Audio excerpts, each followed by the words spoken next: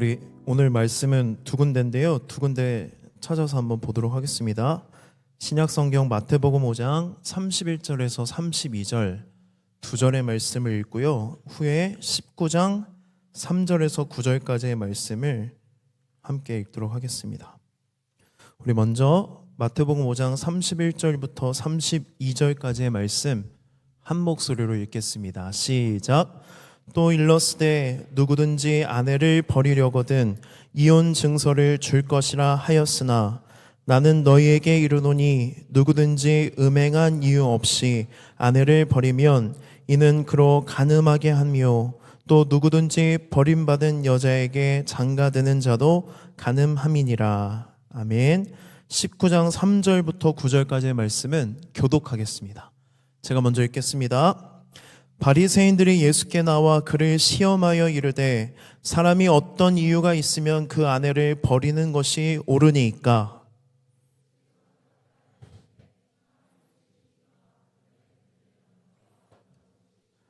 말씀하시기를 그러므로 사람이 그 부모를 떠나서 아내에게 합하여 그 둘이 한 몸이 될지니라 하신 것을 읽지 못하였느냐?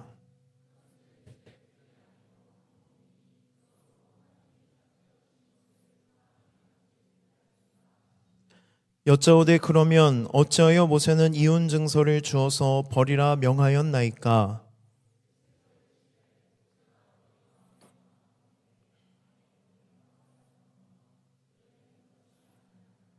내가 너희에게 말하노니 누구든지 음행한 이유 외에 아내를 버리고 다른 데 장가드는 자는 간음함이니라. 아멘. 네, 오늘 예배에 들어오실 때 앞에서 여러분들에게 상반기 때 작성했던 전도 작정서를 나눠드렸습니다. 여러분 거기 보시면 상반기 때 여러분들이 어떠한 마음으로 누구를 생각하며 전도 대상자를 적었고 기도문을 적었는지 잘 나오고 있는데요. 여러분들을 이렇게 정죄하려는 목적으로 드린 건 아닙니다. 그것을 보시고 다음 주에 우리가 하반기 전도 축제가 시작되거든요. 그때도 작정서를 작성하게 되는데 한 주간 여러분들이 좀 웜업하라고 전도에 대한 좀 생각도 하고 기도도 하고 똑같은 대상자를 작정하셔도 되고 다른 대상자를 작정하셔도 되는데 우리가 이 기간 동안에 전도를 했는지 한번 점검해 봤으면 좋겠습니다. 나는 과연 그 사람들을 생각하며 기도를 했는가? 또 전도를 목적으로 만났는가? 복음을 전했는가? 우리 그런 마음을 일깨워서 하반기 전도 축제에 또 작정하는 마음, 또 그들을 전도하고 싶은 구원의 열정이 올라오기를 주님의 이름으로 축복합니다. 오늘 설교 주제는 이혼입니다. 사실 이혼에 관해 말씀을 전한다는 것은 되게 큰 부담입니다. 우리 중에는 이혼 가정에서 자란 청년들도 있습니다. 부모님의 이혼이 상처가 되고 이혼의 아픔으로 인해서 내가 결혼해서 가정을 잘 이루지 못할 것 같다는 막연한 두려움과 염려를 품고 있는 청년들도 있을지 모릅니다. 이혼이라는 주제는 상당히 민감한 주제예요. 왜냐하면 우리의 감정을 깊이 건드리는 주제이기 때문입니다. 그럼에도 제가 오늘 말씀을 전하는 이유는 하나님이 분명히 우리에게 말씀하셨기 때문입니다. 하나님의 말씀이기 때문에 저는 당연히 전해야 한다고 생각합니다. 많은 그리스도인이 이혼했고 이혼하고 있으며 결혼하면서도 언제든지 이혼할 수 있다고 생각해요. 교회는 특별히 결혼을 앞둔 세대인 청년들에게 이혼은 결코 하나님의 뜻이 아니고 언약 관계인 결혼의 신성함에 대해서 많이 더욱 가르쳐야 된다고 저는 생각합니다. 그래서 저는 부담감과 함께 막중한 책임감을 가지고 말씀을 준비했는데요. 추석 연휴였잖아요. 근데 연휴인데 아이들이 어린이집도 안 가고 또 이혼에 대한 주제를 가지고 설교를 준비하다 보니까 푹 쉴 수가 없었어요. 그래서 제가 이혼이 정말 민감한 주제이기 때문에 누군가에게는 상처가 될 수 있다는 생각에 여러 책과 주석서와 여러 목사님들의 설교를 많이 들으면서 말씀 노트를 꼭 제가 만들거든요. 한 주 한 주마다. 이번에는 A4 30장에 달하는 말씀 노트가 나올 정도로 정말 제가 얼마나 책임감을 가지고 부담감을 가지고 말씀을 준비했는지 참 이번 한 주가 저에게는 어려웠던 한 주였습니다. 그래서 오늘 말씀을 통해 우리가 이혼해도 되는지, 그리고 결혼의 참된 의미가 무엇인지, 결혼의 관계, 부부의 관계, 우리 가정을 이루어가는데 정말로 중요한 하나님의 사랑의 의미가 무엇인지에 대해서 함께 고민해 보려고 합니다. 마태복음 19장을 보면 바리새인들이 예수님을 시험하기 위해서 질문합니다. 사람이 어떤 이유가 있으면 그 아내를 버리는 것이 옳으니까? 라고 말했는데요. 쉽게 말하면 예수님한테 이렇게 물어보는 거예요. 사람들이 이혼해도 됩니까? 라고 물어봅니다. 그러자 예수님은 단호하고 분명하게 뭐라고 말씀하시냐면, 하나님께서 짝지어 주신 것을 사람이 결코 나눌 수 없다라고 말씀하세요.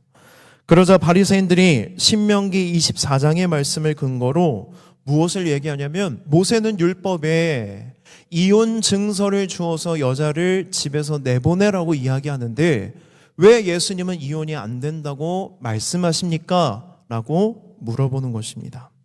그렇다면 신명기 24장에 나오는 이혼 증서를 우리가 어떻게 생각해야 될까? 우리가 지금 율법을 계속 보고 있잖아요. 너희가 이 율법에 대해서 이렇게 들었으나 이 율법에 담긴 하나님의 마음과 뜻은 이것이니라 라고 예수님이 가르쳐주고 계시는데요. 그렇다면 이혼에 담긴 하나님의 마음과 뜻이 무엇일까? 신명기 24장에서 말하는 이혼 증서는 왜 이야기하는 것일까? 우리 24장 1절 말씀을 함께 읽어보도록 하겠습니다. 시작!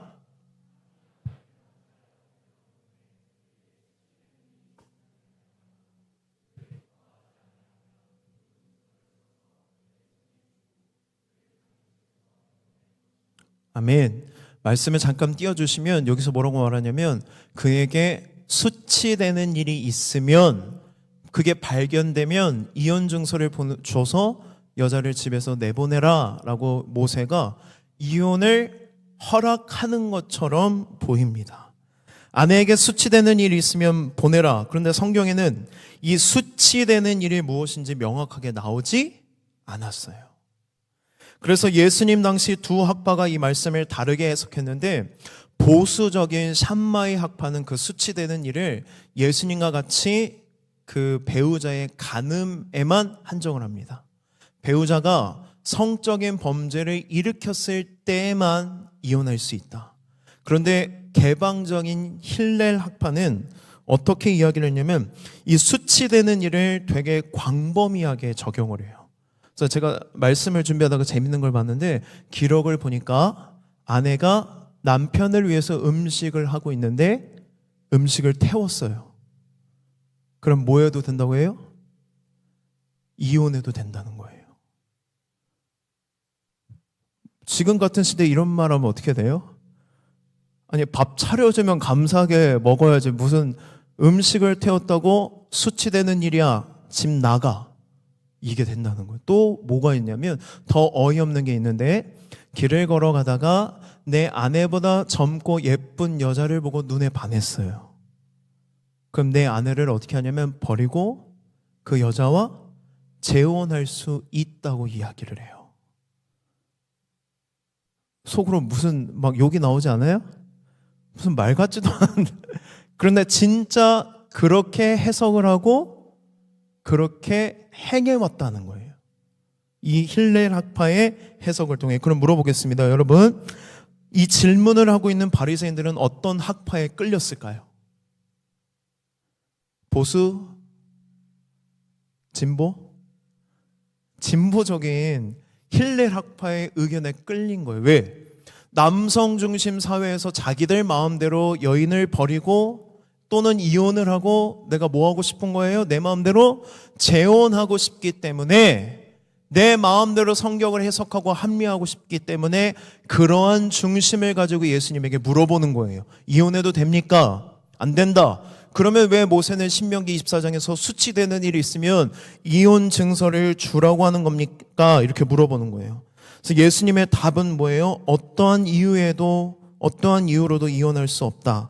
간음 이외에는 절대로 이혼의 사유가 될 수 없다. 그렇다면 이혼 증서는 뭡니까에 대한 예수님의 답이 뭐냐면 마태복음 19장 8절입니다. 우리 19장 8절 말씀 함께 읽어보겠습니다. 시작.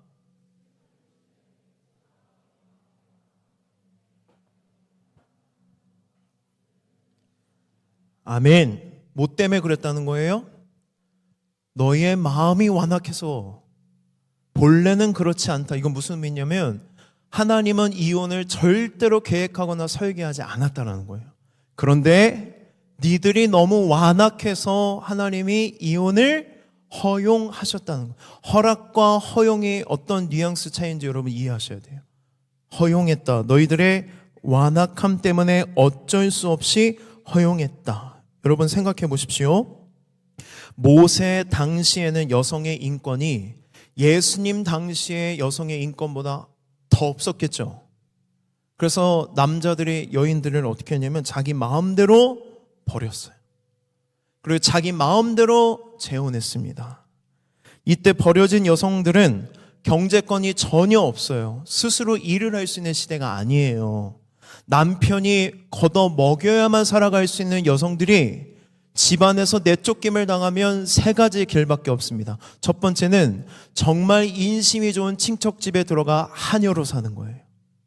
두 번째는 정말 운이 좋게 재혼했지만 이혼 여성, 버려진 여성, 수치가 있는 여성이라는 꼬리표를 달고 집에서 구박받으면서 살아가는 것.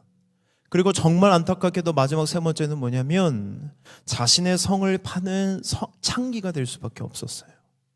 고대 문화의 아주 어두운 측면이었습니다. 하나님은 이렇게 힘이 없고 연약한 여성들을 보호하기 위해 뭘 주라고 말씀하신 거예요? 이혼 증서를 줘라. 왜? 이혼 증서를 줘서 내보내지 않으면 버림받은 여자이기 때문에 결말이 좋지가 않아요. 그런데 이혼 증서를 주면 재혼할 수 있어요. 여성으로서 살아갈 수 있는 기회가 있다는 거예요. 그래서 하나님이 완악한 너희들의 마음 때문에 이혼 증서를 주도록 뭐 하셨다? 허용하셨다는 것입니다. 버려진 여성들이 비참한 신세로 살아가지 않도록 여성들을 보호하기 위해서 하나님은 허용하신 것입니다. 그럼 하나님의 마음과 뜻이 여러분 느껴지시나요? 하나님은 이혼을 설계하지 않으셨습니다. 그런데 이 세상에 죄가 들어오면서 가정이 무너지고 부부관계가 병들었습니다. 악함에서 파생되는 사회적인 문제 때문에 여자에게 이혼 증서를 써서 내보내도록 하신 거예요. 그래야 그 여자도 새로운 가정과 새로운 인생을 살 수 있기 때문입니다. 지금 시대를 보면 안타까운 사회 풍조가 있어요. 결혼은 굳이 안 해도 돼. 그러나 이혼은 적극적으로 권장하는 사회 분위기예요. 비혼주의, 결혼 안 해도 된다, 의무 아니다, 필요 없다. 그런데 이혼을 생각하면 너의 행복을 위해서 뭐 해라? 이혼하라는 적극적인 분위기입니다. 저는 시대의 분위기가 어떤지 알아보기 위한 방법 중에 하나가 뭐냐면 도서 사이트에서 내가 궁금한 주제의 책을 검색할 때가 있어요. 그럼 그 주제별로 나오는 책의 제목들을 보면서 지금 사회적 분위기가 어떤지를 파악할 때가 있는데 이혼이라고 검색하니까 책 제목들이 참 재밌더라고요. 제가 몇 가지 읽어드리겠습니다. 결혼은 신중하게, 이혼은 신속하게. 이혼할 용기. 이혼해도 될까요? 나는 오늘 이혼을 꿈꾼다. 이혼 수업, 이혼 시뮬레이션, 이혼해도 괜찮아. 나는 행복해지기 위해 결혼했다. 이제 행복해지기 위해 이혼한다. 당신의 이혼을 응원합니다. 이혼의 기술. 책 제목이 다 어때요? 이혼을 적극적으로 권장합니다. 그런데 우리 주님은 뭐라고 말씀하세요? 이혼은 절대로 안 된다. 내 눈에 뭐가 들어가기 전에 흙이 들어가도 안 된다는 거예요. 이혼은 절대로 안 된다. 아무것도 묻지도 말고 따지지도 말고 이혼하지 말라는 것이 아니에요, 여러분. 이혼하지 말라는 하나님 아버지의 마음을 우리가 봐야 돼요. 왜 하나님은 이혼하지 말라고 말씀하시냐? 하나님은 우리 가정이 깨지는 것을 가장 안타깝게 여기시기 때문이에요. 가정이 깨져서 우리 영혼이 깨지고 사랑하는 자녀들의 인생이 깨지는 것을 보고 너무나도 고통스럽고 괴로우시기 때문에 뭐를 금하시는 거예요? 이혼을 금하십니다. 그러면 다시 물어보겠습니다. 이혼해도 돼요? 안 돼요? 이혼하면 된다? 안 된다? 절대로 안 된다. 이혼할 수 있는 유일한 근거는 배우자의 간음밖에 없다고 예수님은 말씀하십니다. 이혼의 문을 예수님께서 완전히 닫으세요. 그리고 성경을 제가 쭉 찾아봤거든요. 이혼에 관한 근거가 딱 두 가지예요. 하나는 예수님이 말씀하신 배우자의 간음, 또 하나는 바울이 고린도전서 5장 17절에서 무슨 얘기를 하냐면 결혼을 했는데 믿지 않는 사람과 결혼을 했어요. 가치관이 맞아요? 안 맞아요? 안 맞아요. 둘이 자꾸만 티격태격하는데 믿는 사람이 자신의 믿음을 지키기 위해서 이혼하라는 게 아니라 비그리스도인이 그리스도인 배우자에게 내가 너랑 못 살겠다고 나를 버리면 이혼을 허용해요. 딱 두 가지 이유밖에 없어요. 배우자의 간음과 비그리스도인이 그리스도인을 버릴 때에만 뭐해라? 이혼하라라고 이야기하십니다. 자, 제가 여기까지 설교를 하면 여러분 마음에 뭐가 올라오기 시작해요? 반기를 막 들고 질문하고 싶은 것들이 많잖아요. 아니, 너무 구시대적인 생각입니다. 어떻게 그 두 가지 이유밖에 안 됩니까? 그래서 제가 성경을 찾아보고 설교를 들어보고 책을 읽으면서 어떤 것을 봤냐면 두 가지 반응입니다. 정말 보수적인 신학자나 목사님들은 성경의 말씀대로 이 두 가지 이유 외에는 절대로 이혼해서는 안 된다라고 이야기하세요. 그리고 진보적인 신학자나 목사님들은 무슨 이야기를 하냐면 이혼에 관해서 현실을 살고 있는 사람이라는 맥락 속에서 이혼의 문제에 대해서 논의해야 된다는 거예요. 여러분 이해가 되세요? 각자의 사정과 이야기가 있기 때문에 쉽게 우리가 판단하거나 정죄해서는 안 된다. 그러나 우리는 뭐 해야 되냐면 여러분 분별해야 돼요. 분별. 이혼을 너무 쉽게 생각하는 시대 속에서 이혼을 쉽게 결정해서는 안 돼요. 결혼이라는 언약적인 사랑을 함께 이루어가는데 배우자가 이 언약적 사랑에 대한 이해도 없고 언약적 사랑을 이루어가는데 아무런 관심도 없고 도움도 되지 않고 자꾸만 이게 실패가 된다면 어떻게 해야 될까요, 여러분? 예를 들어 배우자의 학대가 있어요. 그러면 성경에서 그 두 가지 이유 외에는 이혼하면 안 된다고 했으니까 꼭 참고 맨날 두드려 맞고 내 자녀들 두드려 맞고 있는데 이혼하지 않고 참아요? 그러면 되겠어요? 안 되겠어요? 안 되겠죠. 배우자가 만약 육체적으로, 정서적으로, 심리적으로 학대를 한다면, 배우자가 자녀를 정성적으로 키우기 어렵게 만든다면, 내가 아무리 용서하고 화해하고 얘기해도 더 이상 달라질 기미가 보이지 않는다면 참고 견디다 이혼했을 때 하나님 이것을 죄로 여기실까요? 저는 그렇게 생각하지 않아요. 제가 믿고 제가 경험하고 제가 사랑하는 하나님 아버지는 그 어떤 아버지보다 자녀의 행복과 자녀를 사랑하시기 때문에 그러한 이유로 이혼했다고 정죄하실 분이 아니라는 거예요. 내가 행복하기 위해서 더 큰 행복을 추구하기 위해서 자기 중심적인 이유로 이혼해서는 안 되지만 인간다운 삶을 불가능하게 하는 결혼 관계를 끝까지 유지하는 게 정말 하나님의 뜻일까? 저는 아니라고 생각합니다. 이거는 뭐 절대적인 기준은 아니에요. 그러나 성경을 문자 그대로만 지킨다면 율법주의와 다를 것이 없습니다. 그렇다고 자기 입맛대로 합리화하는 데 말씀을 이용해서는 안 됩니다. 각자의 사정과 상황에 맞게 하나님은 분명히 우리에게 말씀하실 것이라고 저는 믿어요. 그럼 우리가 분명한 분별의 기준을 가지고 하나님의 말씀을 하나님의 말씀으로 받아들이느냐 받아들이지 못하느냐가 중요합니다. 우리에게 정말 중요한 것은 우리에게 정말 중요한 것은 이혼의 근거가 아니에요. 바리새인들은 어디에 집중했어요? 이렇게 하면 이혼해도 됩니까? 이런 이유로도 이혼해도 됩니까? 이혼의 근거에 집중했지만 우리도 이혼의 근거에만 집중하면 예수님의 말씀이 들리지 않습니다. 예수님의 말씀을 잘 보십시오. 예수님은 이혼에 관해 묻는 우리의 관심을 어디로 옮기시냐면 결혼으로 옮기세요. 이혼의 근거에 대해서 물어봤는데 이렇게 하면 돼가 아니라 결혼에 대해서 말씀하신다는 거예요. 우리 마태복음 19장 4절부터 6절까지 말씀을 뜻을 생각하면서 한 번 더 읽어보겠습니다. 시작.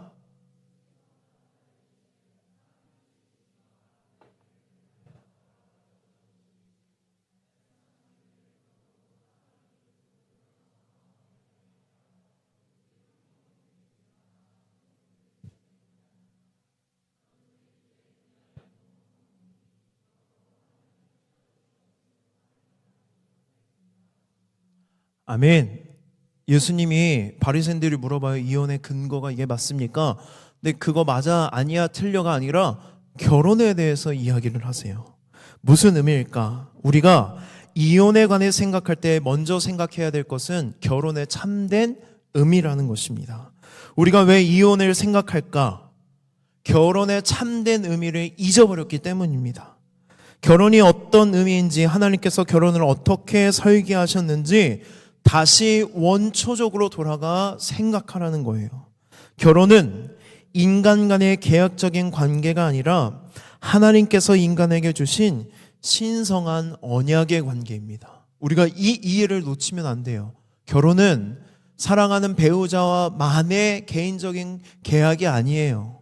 하나님과 우리 부부 사이의 신성한 언약의 관계라는 이 관점을 잃어버려서는 안 된다는 것입니다. 사랑은 남녀로부터 오지만 여러분 잘 들으십시오. 결혼은 하늘로부터 오는 것입니다. 누구로부터 오는 거라고요? 하늘로부터, 하나님으로부터. 결혼은 서로 간의 사랑을 신뢰하는 것으로 시작되는 것이 아니라 이 결혼이 하나님의 부르심과 섭리라는 확신에서 시작돼야 돼요. 여러분, 여러분의 사랑을 신뢰하지 마십시오. 내가 이 사람을 너무 사랑하고 이 사람이 나를 너무 사랑해서 결혼을 하는데요. 그 사랑은 유통기한이 있을까요? 없을까요?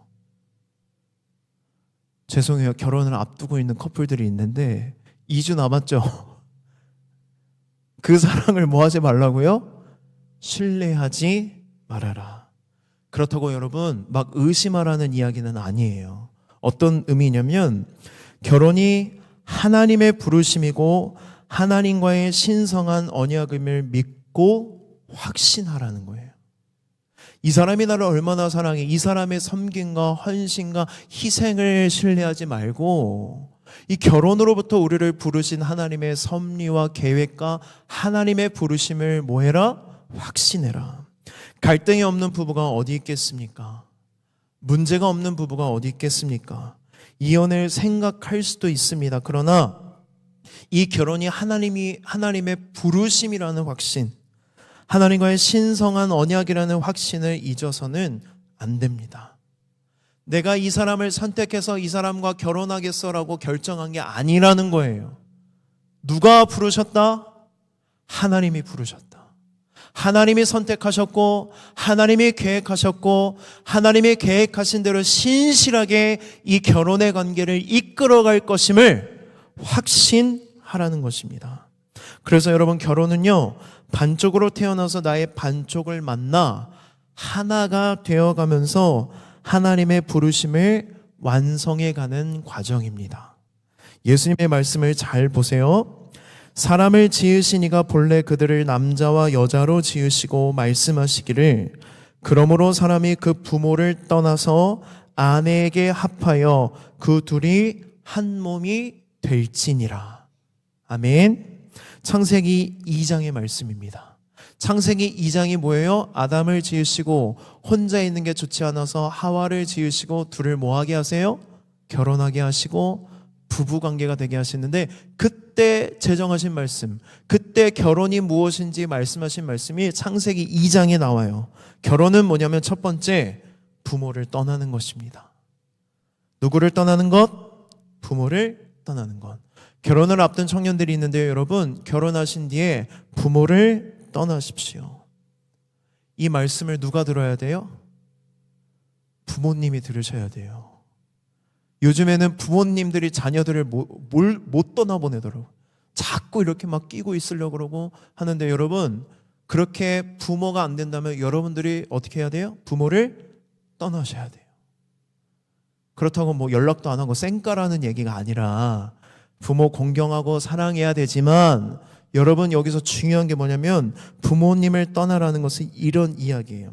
부모님은 내가 태어나서 가장 연약할 때 나에게 필요한 것들을 공급하여 나를 키워주신 분이십니다.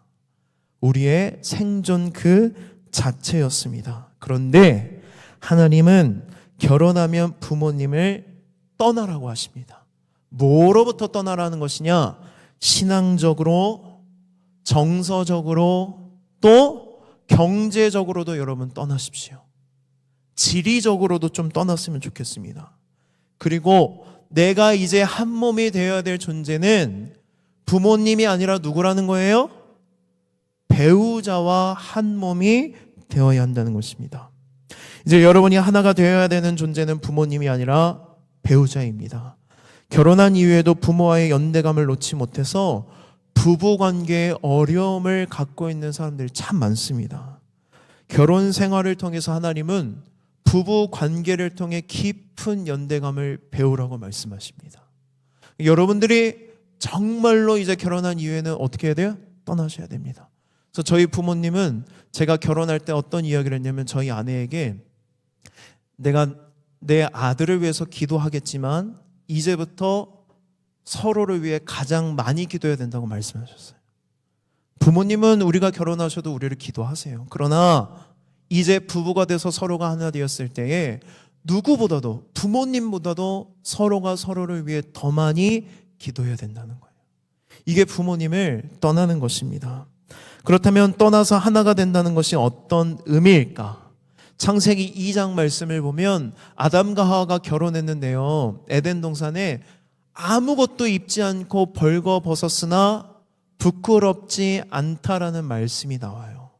아무것도 입지 않았는데, 이거 무슨 의미냐면 서로가 실오락이 하나 없이, 또는 아무런 보호 없이, 무장 없이, 사회적인 체면과 명예 없이 연약하고 상처받기 쉽고 부끄러운 모습을 가지고 있음에도 불구하고 서로가 서로를 부끄러워하지 않았다는 거예요. 무슨 의미인지 이해가 되세요? 배우자의 허물을 보고 그것을 허물로 여기지 않는 관계라는 거예요. 여러분, 결혼하면 배우자의 허물이 많이 보일까요? 안 보일까요? 저는 아직까지는 보지 못했어요. 요즘 아내가 가끔씩 설거지하면서 제 설교를 듣더라고요. 아직까지. 근데 제 허물이 많이 드러났어요. 그래, 결혼을 말하다 같이 할 때도 제가 막 그런 얘기를 했어요. 제 연약함이 이거고, 그 연약함이 드러났는데 그 일 때문에 서로 갈등이 있다가 이후에 제가 그 갈등에 대해서 이야기했어요. 제가 이런 결핍 때문에, 상처 때문에 상처를 줘서 미안하다. 그런데 앞으로도 이런 일이 또 있을 거다. 그럴 때마다 나를 이렇게 봐줬으면 좋겠다. 그리고 나도 이렇게 봐준다는 것을 알고 그러한 모습을 보이지 않도록 조심하겠다라고 이야기를 했는데요. 결혼하면 여러분, 내가 좋아하던 매력의 포인트가 허물로 보일 때가 참 많아요. 그 사람의 허물이 보이고 내 허물이 드러나는데, 그럴 때마다 어떻게 해야 되느냐? 서로를 긍휼히 여기는 훈련을 해야 된다는 거예요. 불쌍히 여기는 훈련. 팔복에서 예수님이 뭐라고 말씀하세요? 긍휼히 여기는 자는 복이 있나니 그들이 무엇을 받을 것이며 긍휼히 여김을 받을 것이며. 내가 사랑하는 배우자의 허물을 보고 덮어주고 사랑으로 안아주고 긍휼히 여기면 그 긍휼은 반드시 돌아와요. 그래서 우리는 허물이 드러날 때, 내 연약함과 상처가 드러날 때 서로의 모습을 보면서 갈등하고 다투는 것이 아니라 긍휼히 여기는 연습을 해야 합니다. 그러면서 우리의 시선을 어디로 모아야 되냐면 십자가로 모아야 돼요. 십자가 앞에 나아갈 때마다 나의 연약함, 나의 죄됨, 나의 완악한 마음들이 있음에도 불구하고 사랑하시는 하나님의 사랑으로 배우자를 사랑하고 그 사랑으로 서로 하나가 되는 게 바로 오늘 예수님이 우리에게 말씀하시는 결혼의 참된 의미라는 것입니다. 하나님께서 이런 설계도로 결혼을 계획하셨습니다. 우리는 이혼해도 되는지 묻기보다 결혼의 참된 의미를 깨닫고 결혼 생활을 해나가야 합니다. 되게 어려워 보이고 거룩해 보이고 기준이 높아 보이지만 여러분, 그렇지 않습니다. 결혼은 하나님에게서 비롯되어 하나님을 통해 이루어지는 하나님의 일이에요. 누구의 일이라고요? 하나님의 일. 나의 일이 아니라 하나님의 일입니다. 결혼의 진정한 주체는 하늘에 계신 하나님 아버지십니다. 그래서 결혼의 목적은 남편과 아내의 행복이 아니라 하나님의 영광이어야 돼요. 이 결혼을 통해 뭐가 드러나야 된다? 하나님의 영광이 드러나야 된다. 하나님께서 우리가 행복하게 사는 것을 원치 않으실까요? 아니요. 그 어떤 아버지보다도 사랑하는 우리 자녀들의 행복을 간절히 원하시고 바라시는 분이 하나님이십니다. 행복한 결혼에 대한 기대로 시작했지만 불행하게 결혼 생활을 하는 사람들이 참 많습니다. 결혼을 통해 내 자아를 실현하거나 결혼을 통해 내 필요를 채우려거나 나의 욕구를 충족하려고 하면 우리의 결혼 생활은 불행해질 수밖에 없습니다. 왜 그런지 아세요, 여러분? 우리가 너무 자기중심적이기 때문이에요. 우리는 하나님이 아닙니다. 무능한 죄인일 뿐입니다. 내 남편과 아내는요, 사랑하는 배우자, 미래의 배우자는 내 자아를 실현해 줄 수 없는 죄인이에요. 우리가 이런 생각을 갖고 있어야 돼요. 그리고 나 또한 사랑하는 배우자의 자아를 실현해 줄 수 없다라는 것을 분명하게 깨달아야 됩니다. 잘못된 기대와 소망을 품고 있으면 실망하고 불행해질 뿐입니다. 우리 결혼의 목적이 올바라야 합니다. 행복한 결혼 생활이 목적이 아니라 하나님의 영광이 결혼의 목적이 될 때, 하나님의 영광을 바라보며 두 부부가 함께 걸어갈 때, 하나가 될 때, 사랑할 때 행복은 쫓아오는 거예요. 행복의 목적이 아니라 하나님의 영광이 목적이 되는 결혼 생활을 꿈꿔야 됩니다.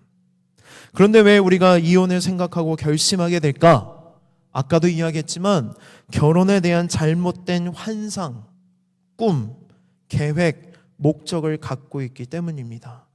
결혼을 내 인생의 도피처로 생각하는 사람도 있습니다. 결혼만 하면 행복해질 거야. 오늘 우리가 사마리아 여인 찬양했잖아요.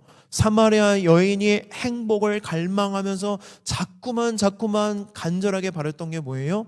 내가 결혼만 잘하면, 내가 남자만 잘 만나면 내 인생은 필 거야. 내 인생은 행복해질 거야. 그런데 남자를 만나면 만날수록, 결혼하면 결혼할수록 더 갈급해져요.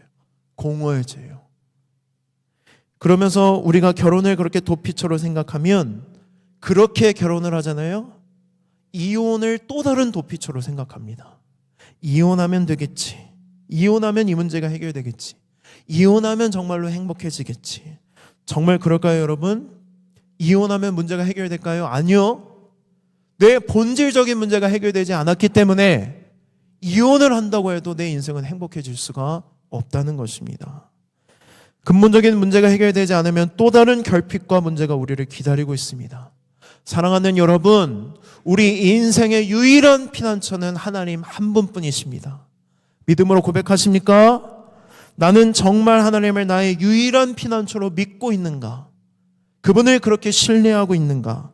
그렇지 않다면 우리는 배우자를, 이 결혼 생활을 나의 피난처로 또는 나의 구세주로 여길 가능성이 있다라는 것입니다. 그러면 우리는 문제가 해결되지 않고 기대가 충족되지 않으면 실망하고 이혼을 생각하게 됩니다. 우리의 유일한 피난처, 유일한 구세주는 오직 하나님 한 분뿐이십니다. 여러분, 하나님만이 주실 것을 배우자와 결혼에게 기대하지 말라는 거예요.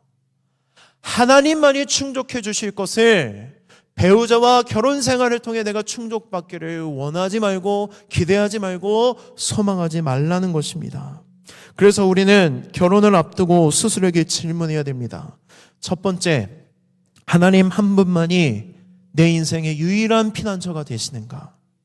나는 하나님 안에서 진정한 평안과 만족을 누리고 있는가?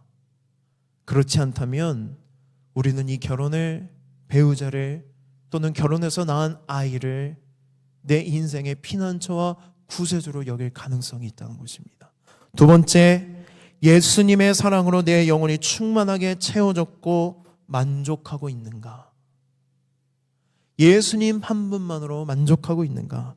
세 번째, 가족을 위해서, 배우자를 위해서, 자녀를 위해서 수고하고 헌신하는 것이 나의 첫 번째 부르심이라는 확신이 있는가? 여러분의 배우자는 나의 결핍을 채워줄 도구적 존재가 아닙니다. 다시 한번 말하지만 그에게는 그럴 능력이 없습니다. 정말 죄송하지만 여러분의 배우자는 여러분과 똑같은 결핍 덩어리입니다. 결핍과 결핍이 만났을 때 서로에게 상처를 주고 아픔만 줄 뿐이에요. 그렇다면 어떻게 해야 되느냐? 부부가 함께 하나님의 공급하심으로, 하나님의 사랑과 은혜로 서로를 긍휼히 여기고 불쌍히 여기고 사랑하는 것이 결혼이라는 것입니다. 여러분, 우리는 죄인이에요. 어떤 목사님은 이 이혼을 이렇게 해석하시더라고요. 가장 가까운 이웃마저도 사랑하지 못해서 버리는 게 이혼이다. 우리는 내 인생에 가장 가까운 이웃인 배우자조차 온전히 사랑하지 못하는 죄인이고, 이것이 바로 저와 여러분의 실력이라는 것입니다. 그래서 우리는 날마다 십자가를 바라보고 하나님의 사랑을 공급받아 배우자를 사랑해야 됩니다. 그렇게 서로 하나가 되어가는 것이 바로 뭐예요? 결혼의 신비라는 거예요.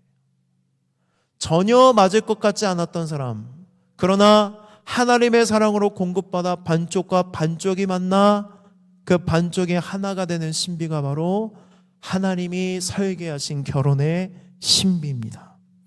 예수님은 간음죄만을 이혼의 근거로 말씀하셨지만 간음죄마저도 용서받을 수 없는 죄는 아닙니다. 간음죄를 범한 배우자가 정말로 회개하고 간음으로 인해 무너지고 파괴된 가정의 관계를 회복하고자 끊임없이 노력한다면 하나님 아버지는 그 배우자마저도 용서하고 화해하기를 바라시는 것이 바로 우리 아버지의 마음이에요. 성경을 보면 하나님을 떠나 우상 숭배를 하는 이스라엘 백성들을 어떻게 표현하냐면 영적으로 외도했다, 영적으로 간음했다라고 표현합니다. 신부인 우리가 신랑이신 예수님만을 사랑해야 되는데 예수님이 아닌 다른 것들을 사랑하는 것을 성경은, 하나님은 뭐라고 이야기하시냐면 영적인 간음이라고 여기십니다. 간음죄만이 이혼의 근거인데 간음죄를 범하면 이혼해도 된다고 하나님은 허용하셨는데 영적으로 간음한 우리를 버리지 않고 포기하지 않고 끝까지 사랑하시는 분이 바로 누구시라는 거예요? 하나님 아버지라는 것입니다. 이런 하나님의 사랑이 잘 나타난 성경이 구약 성경의 호세아서예요. 하나님은 호세아 선지자에게 음란한 여인인 고멜과 결혼하라고 말씀하십니다. 음란한 여인, 얼마나 음란했으면 하나님이 음란한 여인이라고 하셨을까? 그 여인이 고멜과 결혼해요. 선지자라는 하나님의 말씀을 전하는 거룩한 본분을 받은 자가 음란한 여인과 결혼을 해서 아이 셋을 낳습니다. 그런데 이 여인이 집을 나가요. 다른 남자를 만나서 외도를 하고 간음을 합니다. 집을 나갔을 때에 그 남자들과 이렇게 만나고 있다는 것을 들었을 때에 호세의 마음이 어땠을까? 그 마음이 바로 하나님 아버지의 마음이라는 거예요. 그렇게 떠났는데 하나님이 호세아에게 또 명령하십니다. 호세아야, 가서 그 여인을 다시 데려와라. 다시 사랑해라. 호세아가 순종합니다. 그 여인을 찾으러 갔는데 그냥 여인을 데려올 수가 없어요. 돈을 가지고 지불해서 사옵니다.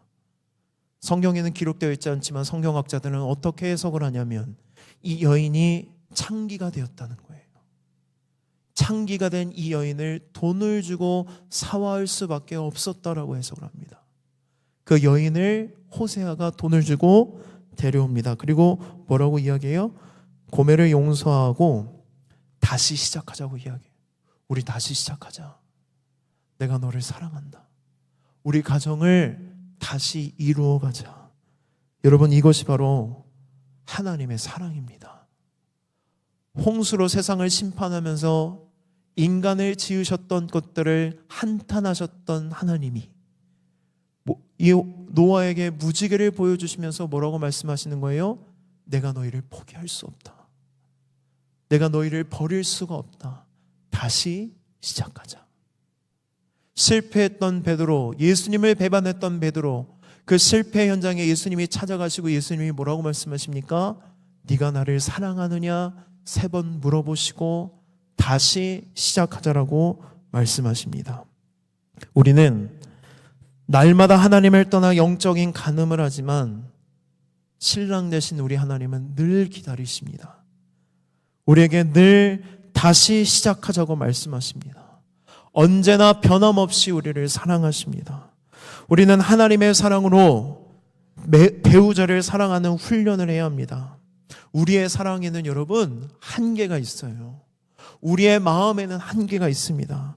우리는 가장 가까운 이웃인 배우자조차 온전히 사랑하지 못하는 죄인입니다. 그래서 우리에게 정말로 필요한 것이 뭐냐면 하나님의 신실하신 사랑이에요. 변함이 없는 사랑, 조건이 없는 사랑, 하나님의 사랑을 인격적으로 경험하지 못하면 우리는 가장 가까운 이웃인 배우자조차 온전히 사랑할 수 없기 때문에 우리는 날마다 누구의 사랑을 갈망해야 돼요? 하나님의 사랑을 갈망해야 됩니다. 하나님 나를 사랑해 주시옵소서. 하나님 나를 긍휼히 여겨 주시옵소서. 하나님 나를 불쌍히 여겨 주시옵소서. 그래야만 우리는 배우자를 긍휼히 여길 수 있습니다. 사랑하는 청년 여러분, 결혼의 주관자는 나와 배우자가 아니라 결혼의 언약의 주체이신 하나님이십니다. 나는 할 수 없습니다. 누가 하시는 거예요? 하나님이 하십니다. 하나님이 이루십니다. 우리가 해야 될 것은 뭐로? 하나님을 신뢰하는, 우리의 결혼을, 우리 부부 관계를, 우리 가정을 이끌어 가실 주체이신 하나님만을 바라보고 하나님을 신뢰하는 게 바로 우리가 해야 될 일이라는 것입니다. 말씀을 정리합니다. 여러분, 부모님의 이혼으로 인해 여러분 안에 상처와 아픔이 있으십니까? 그 상처와 아픔 때문에 내가 결혼하는 것 또는 내가 가정을 이루는 것에 대해서 막연한 두려움이나 염려를 갖고 있지는 않으십니까? 또는 행복한 가정을 경험해 보지 못해서 내가 결혼해서 행복한 가정을 이룰 수 있을까 염려하거나 걱정하거나 두려워하고 있지는 않습니까? 제가 이번에 여름에 제주도에서 정말 많은 일들이 있었어요. 지난번에 찬양축제 때도 제주도 이야기를 했는데 제주도 이야기를 한 번만 더 할게요. 제가 아이들을 데리고 막 제주도 여기저기를 운전하면서 다녔어요. 휴가 때. 그리고 집에 돌아와서, 집이 아니죠. 그 숙소로 돌아와서 아이들 씻기고 재우고 저희 아내도 자고 있는데 잠이 안 오더라고요. 그래서 막 여러 가지를 고민하고 생각하다가 어떤 생각을 했냐면, 제가 여러 번 여기에서 얘기했어요. 저는 아버지의 이 칭찬과 인정에 대한 부재의 상처가 있다고, 아픔이 있다고. 저희 아버지는 그렇게 따뜻한 분은 아니시거든요. 그게 저에게 결핍이고 상처였는데 어느 날 그날 혼자 센치해져 있는데 그런 생각이 드는 거예요. 우리 아빠가 감사합니다. 분위기가 딱 잡히네요. 우리 아빠가 여름이면 꼭 저희들을 다 데리고 어디든 휴가를 다 가셨거든요. 근데 제가 얼마나 불효자냐면 운전면허를 제가 28살에 땄나? 그때까지도 저희 아버지가 운전을 다 하셨어요. 근데 제가 운전하고 너무 피곤하고 다리가 아픈데 문득 무슨 생각이 드냐면 우리 아빠가 이렇게 헌신했구나.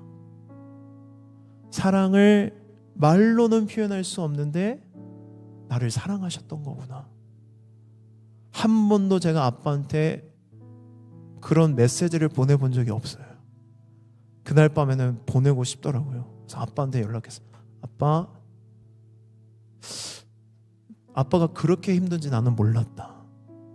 아빠의 헌신과 사랑이 너무 크다는 것을 깨달았다. 익십하시더라고요. 네. 저희 아빠도 이렇게 무뚝뚝한 분이신데 제가 왜 이런 말을 하냐면 여러분 결혼하고 부모가 되면 부모의 마음을 이해할 때가 오게 되는데 그때 사랑이 얼마나 큰지 새삼 깨닫게 됩니다. 여러분 저도 첫째가 아들이라고 했을 때 절망했습니다. 왜냐하면 내가 아빠한테 아들을 어떻게 대해야 하는지 제대로 못 배웠다고 생각했거든요. 근데 아들을 키워보니까 아들이 너무 이쁜 거예요. 이게 아빠가 나한테 못 줬다고 내가 못하는 게 아니구나. 부모가 나를 이렇게 하지 않았다고 또는 부모님의 이혼 때문에 내가 상처와 아픔이 있다고 내가 가정을 또는 결혼 생활을 이뤄갈 수 없는 게 아니구나. 누구의 일이구나?